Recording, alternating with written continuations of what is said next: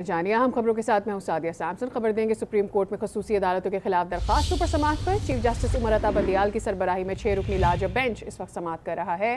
Supreme court bar کے صدر عابد زبیری نے کہا کہ آرٹیکل 175 کے مطابق عام شہریوں کا خصوصی عدالتوں میں ٹرائل نہیں ہو سکتا۔ چیف جسٹس نے کہا کہ آپ کے مطابق ٹرائل سے بنیادی حقوق معطل ہو جاتے ہیں۔ اگر عام شہری ملکی دفاع کے خلاف کام کرے تو پھر کیا ہوگا؟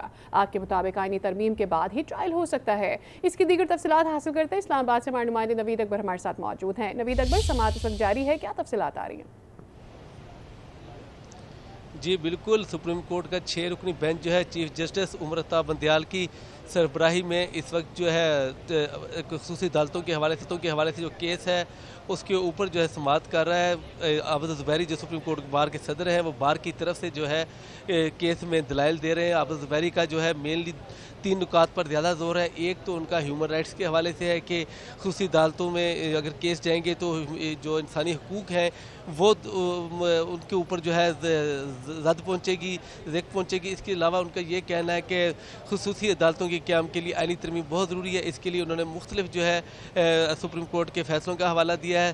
تاہم ان کا اسی حوالے سے ایک لیاقت شیخ کے کیس میں ان کا کہنا تھا کہ وہ ایک ایسا فیصلہ تھا، ایک ایسا کیس تھا جس میں خصوصی عدالتوں کے قیام کے لیے جو ہے آئینی ترمیم نہیں کی گئی تھی، جس پر یحییٰ آفریدی جسٹس جو ہے انہوں نے یہ نکتہ اٹھایا۔ انہوں نے کہا تھا اس کا مطلب ہے کہ اس کے بغیر جو ہے خصوصی عدالت میں کیس چل سکتا ہے۔ جسٹس اعجاز الاحسن نے بھی ریمارکس دیا اور انہوں نے بھی یہی بات کی، اور ان کا کہنا تھا کہ آپ یہ ثابت کریں کہ جو کیس ہے اس میں جو دہشت گردی کے یا دوسرے جو واقعات میں ملوث افراد ہیں کس طرح سے وہ ان کا کیس نہیں سنا جا سکتا خصوصی عدالت میں، اور اگر صرف فوجیوں کا کیس فوجی عدالت میں سنا جا سکتا ہے یا خصوصی عدالت میں سنا جا سکتا ہے تو پھر سویلینز کا اس حوالے سے کیا، اور ماضی میں اس طرح کے ٹرائل کچھ ہوئے ہیں اس کے بارے میں وہ کیا کہیں گے، اور 21ویں جو ترمیم تھی اس کے پیچھے کیا اس کا کیا تناظر تھا وہ بھی بتائیں، جس پر جو ہے زبیر کا کہنا تھا، جو سپریم کورٹ بار کے صدر ہیں عابد زبیری کا کہنا تھا کہ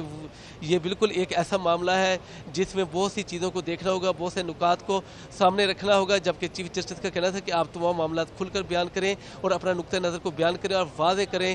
9 مئی کے حوالے سے عابد زبیری کا کہنا تھا کہ 9 مئی کے اگر کچھ ملزمان کا ٹرائل ہوتا ہے اور کچھ کا نہیں ہوتا تو وہ بھی ایک فرق ہوگا اس میں، اس لیے یہ کیسے ثابت ہوگا کس کا ٹرائل کرنا ہوگا خصوصی عدالت میں، کس کا ٹرائل نہیں کرنا ہوگا، جس پر خصوصی عدالت میں ان کے ٹرائل سے متعلق کیس عابد زبیری کے دلائل اس وقت جاری ہیں۔ تفصیلات دے رہے تھے ہمارے ساتھ موجود ہمارے نمائندے نوید اکبر، بہت شکریہ۔